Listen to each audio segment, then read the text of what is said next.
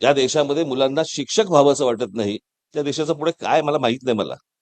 पण मला असं वाटतं असलेले जे शिक्षक आहेत, असलेले जे गुरु आहेत, द्रोणाचार्य अवॉर्ड म्हणून आपण द्यायचं, पण त्या द्रोणाचार्यांचा आपण पुजायचं नाही.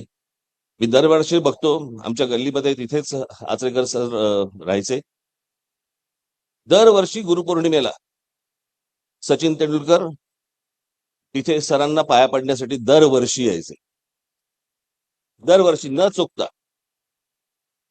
आमच्याकडे काय गुरुपौर्णिमा ही मोबाईलवरती राहिली आहे.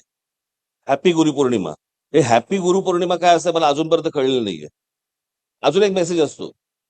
ज्या ज्या लोकांनी आजपर्यंत माझ्या आयुष्यामध्ये काय काय मार्गदर्शन केलं असेल, अरे त्याच्यात मी येतो की नाही येत, मला का पाठवलंयस, कल्पनाच नसते आम्हाला.